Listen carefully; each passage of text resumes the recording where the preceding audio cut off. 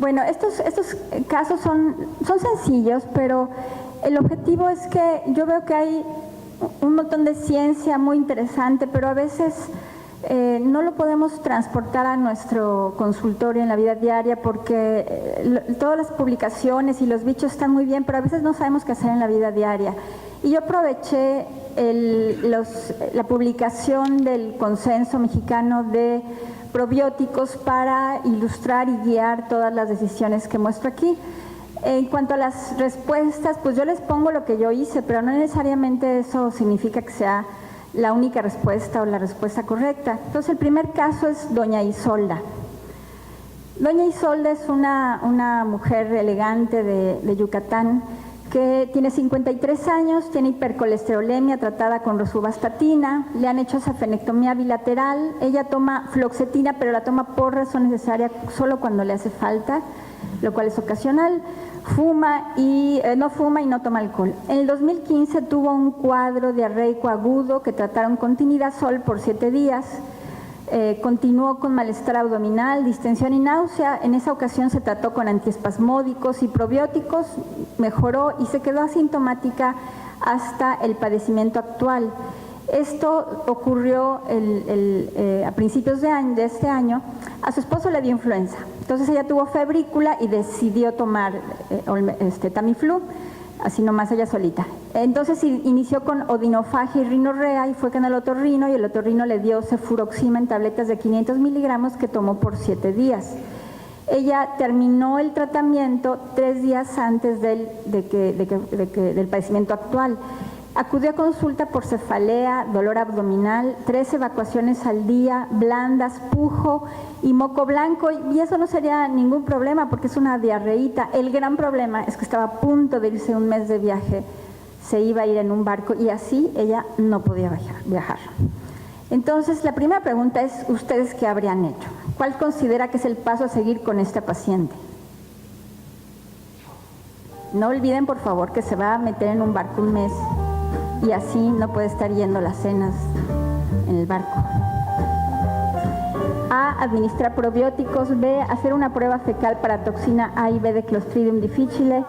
C, diagnosticar síndrome intestino irritable y darle tratamiento. D, realizar un coprocultivo. Y E, realizar un coproparasitoscópico. Yo quiero preguntarle al doctor Schmulson, ¿qué opina? ¿Qué habrías hecho, Max? Esto es algo que yo veo en mi consulta diariamente y yo lo primero que hago es hacer una prueba fecal para toxina IB de Clostridium difficile cuando me llegan estos pacientes. Después podemos decir qué hago realmente para que esto no me ocurra. Ok, doctor Mearin, ¿qué opina usted? Yo hubiese hecho ambas cosas, hubiese pedido un copro, hubiese pedido toxina y una vez obtenidas las muestras hubiese empezado con un probiótico.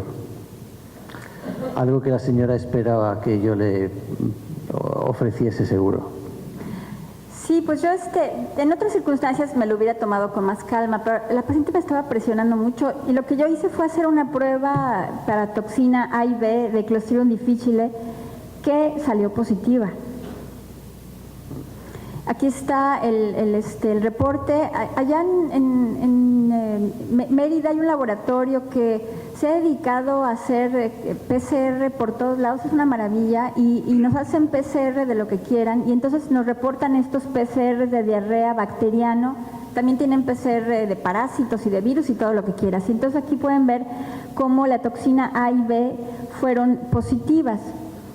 Y pues entonces yo les quiero preguntar, ¿se debió administrar un probiótico a esta paciente cuando se le dio el tratamiento con cefuroxima? Esa es para mí una pregunta muy importante que les quiero hacer. Si quieren contestar.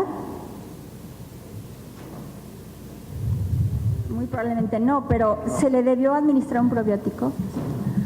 Pues también hay que tomar en cuenta que antes de esto había tomado el Tamiflu, entonces ya tuvo este antecedente de consumo de medicamento, había tomado tinidazol, ahora toma la cefuroxima, entonces yo creo que en este paciente sí se debió de haber dado un probiótico. Doctor Mearin. La verdad es que las evidencias son escasas a que el tratamiento concomitante con un probiótico vaya a disminuir. O sea, lo que sí hay evidencias es sobre el acortamiento del periodo por la gastroenteritis, pero que el tratamiento con antibióticos asociado a un probiótico disminuye las complicaciones es escaso. Lo que no se debía haber hecho probablemente era haber indicado la cefuroxima. Haberle dado la cefuroxima. Y luego una cosa muy importante que luego la puntualizarás muy bien tú, que es lo de debemos administrar un probiótico. Eso es tan amplio como decir debemos administrar un antibiótico. En todo caso, yo creo que no, pero en cualquier caso hubiese que haber puntualizado qué probiótico hubiese sido elegido. Ese es uno de los temas más difíciles. Por lo que les digo, la dificultad de trasladar lo que sabemos a lo que podemos dar cuando estamos sentados en un consultorio. Y bueno, ahorita, Max, ¿quieres decir algo? Sí, yo quería, si puedo comentar, yo sí de rutina le doy a los pacientes con antibióticos, les doy probiótico, específicamente Saccharomyces boulardii, porque hay evidencias que demuestran que el Saccharomyces boulardii sí puede prevenir la diarrea por antibióticos. Yo lo vengo haciendo desde hace mucho tiempo. Como Mercedes dijo, este paciente ya había tomado un antifúngico, había tomado un antiviral, encima el antibiótico, más razón para dárselos. Afortunadamente ese lo tenemos disponible en México. Ok. Yo les quiero decir que la prevención primaria de infección por Clostridium difficile se define como la realizada en pacientes expuestos a antibióticos a quienes se aplica una intervención y por esa intervención no desarrollan infección por Clostridium difficile dentro de los 2 meses posteriores al uso de antibióticos. Eso es la prevención primaria de Clostridium difficile. Y con lo que es efectivo es con Saccharomyces boulardii, con Lactobacillus casei DN 114001, con mezcla de Lactobacillus acidophilus Bifidobacterium bifidum y una mezcla de Lactobacillus acidophilus casei y Rhamnosus. Es lo que ha demostrado la utilidad en la prevención primaria. Ahora bien, ¿qué se publicó en el Consenso Mexicano sobre Probióticos? Y los invito a descargar este consenso y leerlo. La recomendación sobre prevención primaria fue que, de acuerdo al nivel de evidencia alto a moderado observado y tomando en cuenta los beneficios y riesgos, recomendamos el uso de probióticos en la prevención de la diarrea asociada a antibióticos en población adulta. Esto es lo que dice nuestro consenso. Otra pregunta. En el tratamiento de infección por Clostridium difficile. Perdón. Dime. Perdón, sí, doctor. Eso no está generalizado. De hecho, por ejemplo, en el consenso en Maastricht o en el consenso de erradicación de Helicobacter pylori no se recomienda la asociación de probióticos, y en este caso cuando se asocian 2 o 3 antibióticos. O sea que eso es una recomendación de expertos, pero la evidencia no es tan sólida como para eso. Y si bien es cierto que hay algunos datos de eficacia, el riesgo-beneficio y sobre todo los estudios de coste-eficacia no soportan esto. Dar un probiótico a todos los casos de los pacientes que tienen que tomar un antibiótico magnifica enormemente los costes sanitarios. O sea que esa es una opinión de consenso, pero decir que a todo paciente que va a tomar antibióticos se deba de asociar un probiótico para prevenir diarrea por antibióticos no es algo generalizado. Bueno, esta es una opinión muy importante que nos da el doctor Mear. En este consenso, pues, se buscó la evidencia de estudios como el que presento aquí en la diapositiva y otros. Y bueno, esto fue la conclusión del consenso. Yo lo que veo muy difícil es que muchos de estos metaanálisis y análisis sistemáticos de la literatura juntan en una bolsa todos los estudios hechos con cualquier probiótico y los agrupan por si son lactobacilos o si son, y no se van a una cepa muy específica, y ya sé que suena redundante cepa específica, ya lo hemos discutido, Max, pero es muy importante porque cuando demuestras, como Max bien nos dice, que una cepa es la que tiene una función, o sea que los probióticos son buenos para la salud, pues sí, son buenísimos, tómatelos todos los días si quieres, pero de ahí a que te curen algo. Entonces yo lo que veo difícil es eso, que tenemos en una canasta que haces una reunión de un montón de estudios sistemáticos y entonces pues la conclusión es que sí son mejores. Pero pues sí entiendo su opinión, doctor, que esto incrementa mucho el coste y no necesariamente lo que le vas a acabar dando va a prevenir los casos, pero bueno, el consenso mexicano dice que es una opción buena y pues ahora sí que expertos como Max opinan que así lo podemos hacer. Siguiente pregunta. Prevención de Clostridium difficile. No, perdón, es que me regresé. Ay, me estoy regresando, perdón. La siguiente pregunta que les quiero hacer es: ¿debemos asociar un probiótico al tratamiento antibiótico para Clostridium difficile a esta paciente? Yo a este paciente le di metronidazol la pregunta es: ¿debí haber asociado también un probiótico al tratamiento? Si quieren empezar a contestar. Entonces la pregunta es si el probiótico va a ser más útil en el tratamiento que solamente el antibiótico. Mercedes, si nos quieres dar tu opinión. Simplemente dar un probiótico cuando estamos dando tratamiento en específico para Clostridium difficile, no hay mucha evidencia que lo recomiende. Sin embargo, si nos ponemos en el contexto de esta paciente que lleva, este sería el tercer medicamento que estamos dando, tal vez en esta paciente en específico valdría la pena.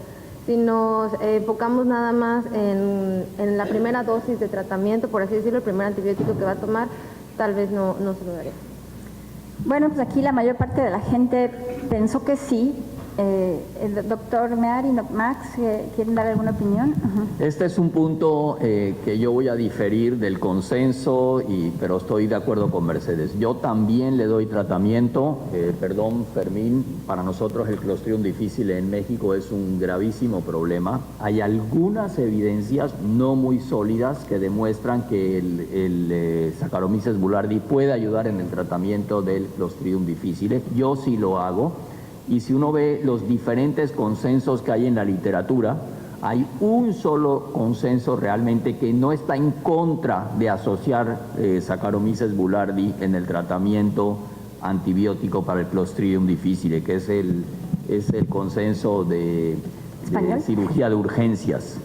¿Sí? Es el único que no está en contra de eso. Y las evidencias son débiles, pero yo sí lo uso. Pero Max, no discrepamos en absoluto, porque yo aquí también lo hubiese utilizado. Es decir, yo aquí sí. Yo lo que he dicho es que no lo hubiese utilizado inicialmente cuando se dio el primer tratamiento antibiótico. Yo aquí naturalmente que lo hubiese utilizado, pero lo hubiese utilizado básicamente por el motivo clínico. De lo que sí que hay evidencias es que disminuye la diarrea posantibióticos. Lo que yo no voy a esperar es que disminuya el tratamiento anticlostridium, pero sintomáticamente le va a mejorar. Yo aquí, naturalmente, que lo hubiese utilizado. Sí, es que aquí, es que no es lo mismo disminuir la diarrea asociada a antibióticos que disminuir la infección por Clostridium difficile, que mejorar el éxito del tratamiento contra el Clostridium difficile. Son dos cosas completamente diferentes. Entonces, una revisión sistemática de 4 estudios en los cuales se utilizaron probióticos más antibióticos, 3 de ellos con Saccharomyces boulardii, 1 con Lactobacillus plantarum, en el tratamiento de un episodio inicial o recurrencia de infección por Clostridium difficile en adultos, no encontró que hubiera un beneficio. Y en el consenso la recomendación es que, de acuerdo al nivel de evidencia moderado a bajo observado y tomando en cuenta los beneficios y riesgos, sugerimos que los probióticos no son efectivos en el tratamiento de la infección por Clostridium difficile en la población adulta. O sea, ya que ya no es prevención ni diarrea asociada a antibióticos, cuando ya tiene la infección, el tratar con metronidazol o vancomicina o quien tiene fidaxomicina, no es útil asociar probióticos. Sin embargo, como pueden ver, la evidencia es baja y seguramente más investigación podrá hacer cambiar esta opinión. Prevención secundaria. Antes de que se suba al barco, ¿debo darle un probiótico a la paciente después del tratamiento exitoso de la infección? ¿Sí o no? Entonces, si quieren dar su opinión, y aquí, pues entonces la pregunta es, ok, ya le di el tratamiento y ahora tengo que dejarla un tiempo para siempre, o cuánto tiempo con probióticos, o nada. Si alguien quiere opinar.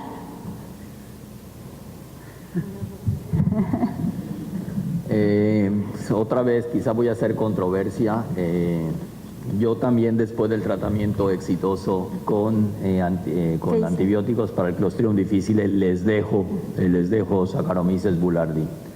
Sí, el problema es que no hay evidencias sólidas, no hay evidencias ni siquiera de cuánto tiempo hay que hacerlo, pero yo sí lo dejo, porque incluso el mismo antibiótico les puede dar diarrea y algunas evidencias, aunque no son tan sólidas, también hablan de que puede ayudar al tratamiento de erradicación. Les recuerdo una cosa, todos tenemos Clostridium difficile, eso es algo que la gente no entiende. Todos tenemos Clostridium difficile, lo que pasa es que nuestra microbiota comensal nos lo mantiene en balance. Al momento que utilizamos antibióticos o inhibidores de bomba de protones, lo que hacemos es que borramos la microbiota comensal y el Clostridium difficile entra en toda su fase de esporas y se convierte en patógeno, ¿no? Y aquí, aunque la mayoría opina que sí le quiere seguir dando, porque aquí parece que le tenemos mucho amor a los probióticos, sin embargo, la prevención secundaria, que es la realizada en pacientes que se recuperan de por lo menos un episodio de infección por Clostridium difficile y están asintomáticos en el momento de la intervención, o sea, de la prevención secundaria, y no desarrollan recurrencia en 1 a 2 meses de seguimiento. No se ha demostrado que los probióticos sean útiles en la prevención secundaria de la infección por Clostridium difficile y posiblemente más estudios puedan definir este punto. Esto no está establecido, no puse el párrafo del consenso porque no está ahí, sin embargo no hay documentos que lo prueben. Sí, doctor Merli. Yo soy un defensor absoluto de la medicina basada en la evidencia, pero eso no es la verdad absoluta. Es decir, el hecho de que no hay estudios suficientes no quiere decir que las cosas sean ni verdad ni mentira. Y yo, además es que me imagino perfectamente a la paciente en tu consultorio, doctora, me voy de viaje, tengo una ilusión horrorosa, por favor. Sí, pero si es que ya me dio otro, usted me dijo que esta infección me la produjo un antibiótico y usted me está dando otro antibiótico, por favor, deme algo para que no me ocurra en el barco. Es decir, lo siento mucho, los protocolos están hechos para saltárselos. No siempre, pero algunas veces. Así es. Pues yo a doña Isolda le di su metronidazol y me platicó que estuvo asintomática durante todo el viaje y hasta el día de hoy, y lo sé porque me trajo mi recuerdito. ¿Y se fue con probióticos o no? No. No, porque yo soy muy cuadrada. La próxima vez me avisa si me leo el consenso mexicano. Bueno, ahora estos son casos un poquito cortos, espero que nos dé tiempo para ver, aunque sea el segundo, a lo mejor el tercero no. Esta es doña Patilú.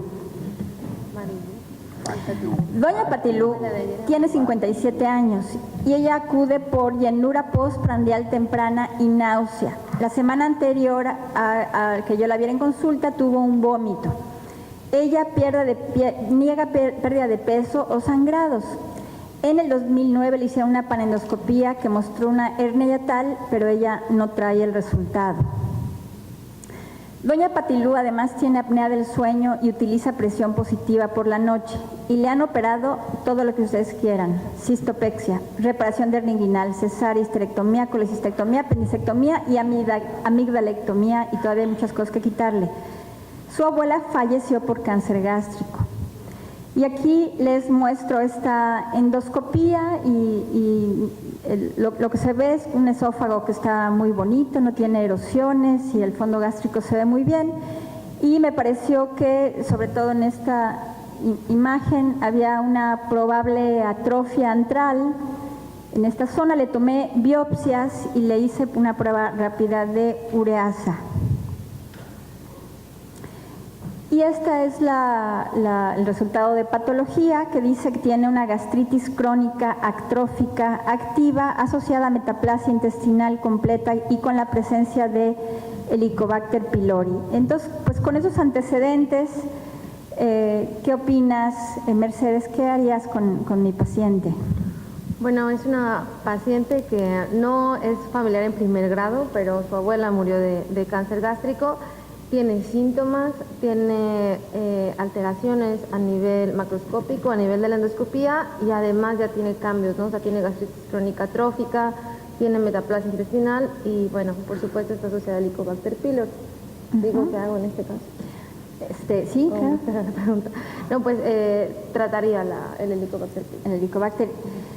No sé si el doctor Meari o Max tienen otra opinión. O sea, Yo le trataría, pero le explicaría muy bien que muy probablemente sus síntomas no vayan a mejorar, ni las náuseas ni la distensión abdominal se relacionan con el Helicobacter pylori. Le explicaría que tiene un cierto riesgo de tener un cáncer gástrico y que este disminuirá enormemente si se erradica el Helicobacter pylori, pero que muy probablemente cuando confirmemos la erradicación 8 semanas después tendremos que pelearnos con los síntomas porque solo tiene una de 14 posibilidades de que mejoren los síntomas. sí, eso le expliqué a doña Patilú, que sí había que erradicarlo, pero no habría que tener esperanza en que los síntomas se quitaran. Si se le quitaban, pues qué bueno, se ganó el premio, pero sí, no. Entonces, ¿cómo trataría usted al paciente? Y aquí creo que esa pregunta iba antes, porque ya les dieron la respuesta. Pero bueno, intentaría tratamiento con probióticos solos, por ejemplo, Lactobacillus, Saccharomyces, bifidobacterias, o con un esquema antibiótico con amoxicilina, claritromicina e inhibidor de bomba de protones al día por 10 días, con un esquema antibiótico con amoxicilina, claritromicina e inhibidor de bomba de protones 2 veces al día por 10 días, más probióticos o no requiere erradicación. Ya nos dieron su opinión los expertos, pero a ver qué opinan ustedes. En el panel hay como ciertos anuncios de la industria farmacéutica que dicen que si toman nada más algún probiótico se les va a quitar la gastritis, y que si toman algún probiótico posiblemente se les elimine el Helicobacter, porque sí existe. O sea, no lo dicen así tan claramente, pero sí lo puede uno intuir de lo que dice la publicidad. Sí, evidentemente no. Los probióticos no tienen ninguna efectividad en el tratamiento del Helicobacter pylori. Debo decir que yo normalmente no trato el Helicobacter pylori. En este caso en específico sí, porque es una paciente con metaplasia intestinal y atrofia gástrica, sí requiere erradicación y tiene un antecedente familiar de cáncer gástrico. Si le daría o no le daría probióticos, sí. Razones: no por el Helicobacter pylori, sino para evitar la diarrea por antibióticos. Esta paciente le estamos dando antibióticos y eso ya incluso está definido. En esa parte sí estoy de acuerdo con el consenso mexicano y le daría Saccharomyces boulardii. Nosotros, como decía yo, en el consenso español de Helicobacter pylori y en Maastricht no se recomienda de forma habitual el dar un probiótico cuando se realiza erradicación de Helicobacter pylori. Sí que hay algún estudio que dice que mejora la tasa de erradicación, pero solo en aquellos en los que la tasa de erradicación es mala, porque el tratamiento prescrito es malo. Si uno hace un tratamiento adecuado, los habituales con dosis altas de inhibidor de bomba, realmente no aumenta la tasa de erradicación. Esos son en los 2 estudios publicados y nosotros no lo utilizamos. Puede disminuir, y de hecho disminuye la tasa de cumplimiento, el añadir otro tratamiento a los múltiples que tienes que tomar para erradicar el Helicobacter pylori. Pero insisto, ya vemos que en los consensos no hay unanimidad y otra vez está aquí la guerra España-México. Que quede claro, yo no se lo doy para mejorar la erradicación, como dije, sino para prevenir la diarrea por antibióticos. Sí, muy interesante todo lo que nos comenta el doctor Mearin, y algo de esto viene en las siguientes diapositivas también. Maro, Aquí Maro, no... Ay, perdón, sí, dime. Perdón, digo, una cosa también importante para la audiencia, creo que, bueno, con este esquema que tenemos ahorita, amoxicilina, claritromicina, 10 días parece que se podría decir que queda corto. A lo mejor es extenderse a los 14 días por la tasa de resistencia que tenemos a claritromicina. Y bueno, el dilema de si aunamos el probiótico, bien sea para prevención de diarrea posantibióticos o para aumentar la eficacia de la terapia de erradicación, también es cuestionable en términos económicos, porque incrementa el costo de este tratamiento. Eso es algo que también podría ponerse en discusión, ¿no? Sí, son puntos muy importantes. Aquí la que yo considero una respuesta correcta es cuando se asocian antibióticos, y lo digo esto también basada en el consenso. En cuanto a la erradicación con el Helicobacter pylori, hay 6 metaanálisis de probióticos combinados con antibióticos, y el resultado fue que hubo un aumento de las tasas de erradicación en el análisis con intención de tratar de 1.122, Los resultados se aplican a cepas específicas de lactobacillus, de Saccharomyces boulardii y de bifidobacterias. O sea, 1.12 a 2.06 a favor de utilizarlos para la erradicación. Eso es este metaanálisis. En el consenso... Solo en aquellos casos en los que la erradicación tiene tasas bajas y el tratamiento no es el adecuado. Cuando la tasa supera el 80%, la adición de un probiótico no mejora la tasa de erradicación. De acuerdo. Y en el consenso de probióticos mexicano, de acuerdo al nivel de evidencia moderado y tomando en cuenta los beneficios y riesgos, sugerimos el uso de probióticos concomitantemente con el tratamiento de erradicación del Helicobacter pylori en población adulta. ¿Usted considera que agregando el probiótico al tratamiento de erradicación, ¿por qué ya que es lo que decía Max y lo que decía el doctor Marín, ¿por qué cree usted que debemos administrarlo?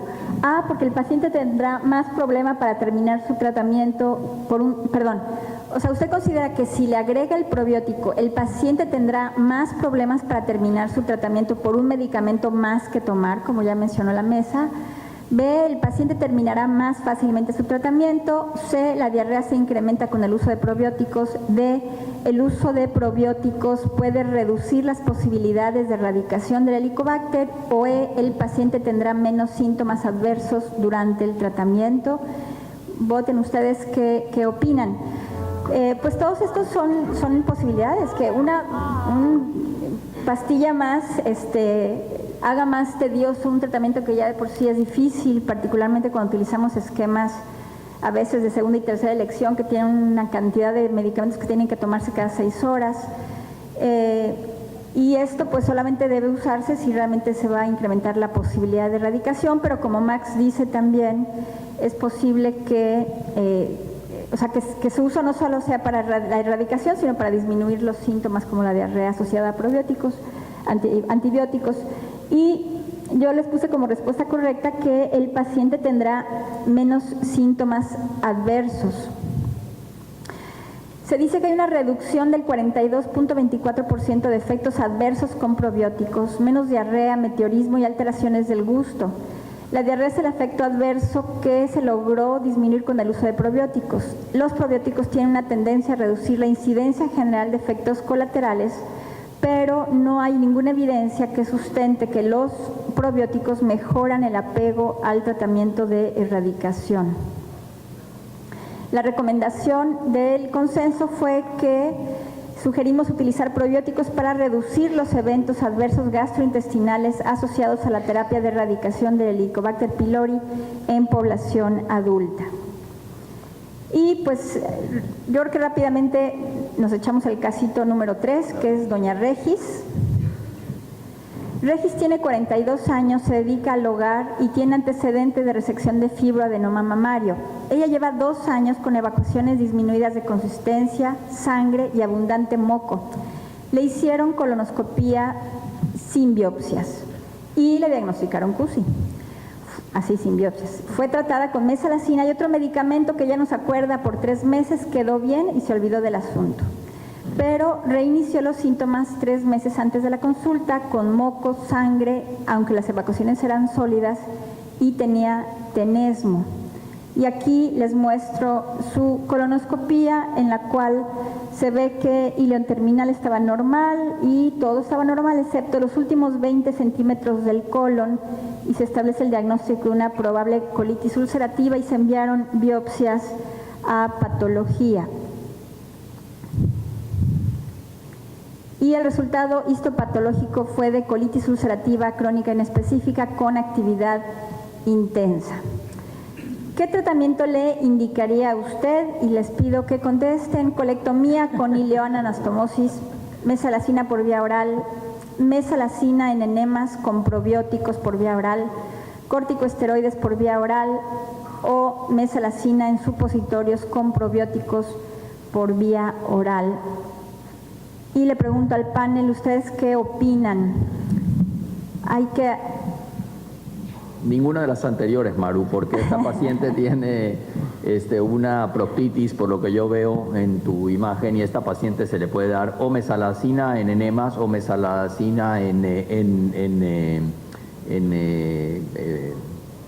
supositorios, perdón, principalmente. Ni siquiera le daría por vía oral y aquí no tienes esa opción. Los probióticos, te voy a decir por qué no, porque los que han demostrado alguna efectividad no los tenemos disponibles en México. Realmente hay 2 probióticos que han demostrado efectividad en colitis ulcerativa. Uno es el BSL-3, que tiene 8 cepas, incluyendo una de Streptococo, 3 de Bifidobacterium y 4 de Lactobacillus. No lo hay aquí. El otro es el E. coli NISL 1917, creo que es la cosa, y no lo tenemos. Entonces yo básicamente lo manejaría con mesalazina por enemas o supositorios. Probablemente enemas es más fácil. Sí, porque son 20 centímetros, no, Sí, no es exacto. solamente proctitis. Sí, así es, pero no hay que olvidar que en algunos casos, al menos en el tratamiento inicial de la proctitis ulcerosa, que parece que por su longitud es muy fácil de tratar, no lo es, y depende de las recidivas y los brotes que vaya haciendo, se aconseja comenzar tratamiento mixto, con tratamiento oral y tratamiento local. Probablemente luego el tratamiento de mantenimiento podemos mantener a la paciente exclusivamente con supositorios de mesalazina, pero podríamos intentarlo, pero yo no estaría en absoluto. De hecho, el tratamiento inicial se aconseja tratamiento oral y rectal mixto, o sea que esa opción es la que a mí me parecería. Yo aquí Estoy de acuerdo, Fermín. nuevamente no utilizaría probióticos en esta paciente. En la pouchitis sí que se ha demostrado ser extraordinariamente útil, probablemente el más útil, USL3, pero en una paciente con proctitis ulcerosa simple no utilizaría probióticos. Sí, doctor. Coincido plenamente en el último comentario. La dosis que se requiere para esta paciente debemos de empezar entre 3 y 4 gramos de mesalazina, que difícilmente lo vamos a lograr con puro supositorio, sería incomodísimo para el paciente ello. Yo sí coincido dar dosis oral combinada con dosis rectal. Lo ideal serían los enemas evacuantes, pero los enemas son costosísimos y mantenerlo por muchas semanas en un paciente virgen a tratamiento creo que debe ser mesalazina oral. Yo inicio con 3 gramos orales y 1 gramo por vía rectal y después voy modificando la dosis después de varios meses de evolución y rectificación de cómo está ese recto. Estoy de acuerdo, de hecho yo también hago eso. Me estaba refiriendo un poquito a las opciones que Sí, tienes. yo también estoy de acuerdo con ustedes. De hecho, yo nunca he tratado a un paciente de manera inicial con probióticos, nunca lo he hecho. Yo les quería ilustrar el consenso y aquí sí, yo no hice lo que dice el consenso, pero pues yo les muestro lo que dice el consenso. Ahora, ¿dónde estoy? Hay un metaanálisis de 23 estudios clínicos controlados con un total de 1.763 pacientes con CUSI, con un aumento significativo en las tasas de inducción a la remisión, y el mantenimiento de la remisión también fue significativamente superior en el grupo de probióticos. Solo se confirmó que lo que ustedes mencionaban, BSL-3, que no tenemos en México, tuvo un incremento significativo en las tasas de remisión comparado con el grupo control, así como también en el mantenimiento de la remisión o reducción de las recaídas. La recomendación del consenso fue que sugerimos el uso de probióticos concomitantemente con la terapia estándar en la inducción o mantenimiento de la remisión en la CUSI leve moderada en la población adulta, pero pues aquí sí tenemos que decir que con lo que se ha demostrado no está para nada en el mercado y no sé, Max, si va a estar esto en el mercado o no. Yo a esta paciente solamente la traté con mesalazina, no le agregué probióticos, pero bueno, si no tenemos y aquí es la pregunta de los 64,000, Max, o sea, ¿tenemos en el mercado lo que recomiendan las guías? ¿Tenemos en el mercado lo que recomiendan los estudios aleatorizados?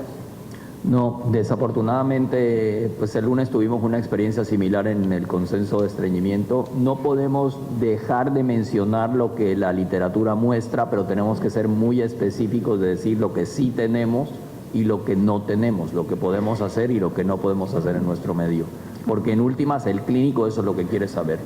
De nada le sirve al clínico que yo le recomiende cosas Que no hay. que no hay.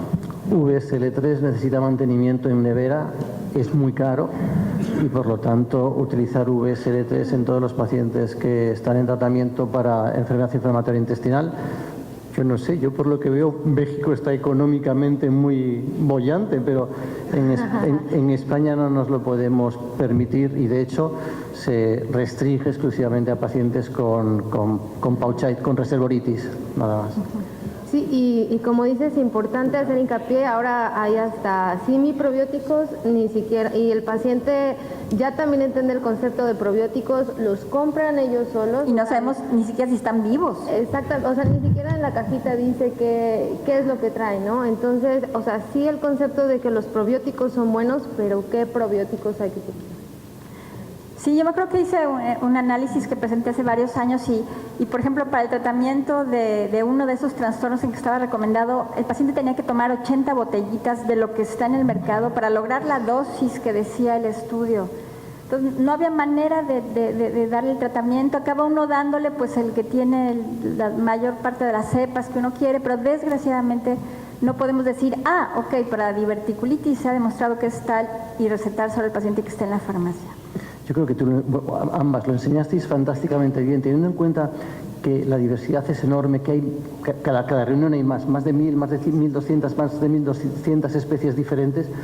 Yo sigo siendo un poquito escéptico en pensar que tú sueltas a un pobre probiótico que tiene que pelearse con los 1.197 que tiene alrededor, y sí que es cierto que la metabolómica demuestra que se pueden producir cambios, pero yo creo que falta mucho. Y de hecho en el metaanálisis de Ford lo que dice es que es Lactobacillus plantarum el que puede ser más eficaz y la combinación de diferentes probióticos. Lo difícil es cómo combinarlos y cómo seleccionarlos, pero insisto, a mí me parece que pensar que das un probiótico dentro de esa brutalidad de diferentes especies y el resultado va a ser espectacular, me cuesta un poquito. Sí, o sea, en realidad el efecto terapéutico de los probióticos en general es modesto. O sea, no es un arma terapéutica potente para quitar ninguna de esas enfermedades. Yo tiendo a pensar que el futuro es poder extraer esas sustancias que los probióticos producen y convertirlo en un medicamento potente que tenga una actividad específica, pero ya no esperar a que se reproduzca y se pelee con los demás, como dice usted, sino ya tener la sustancia específica,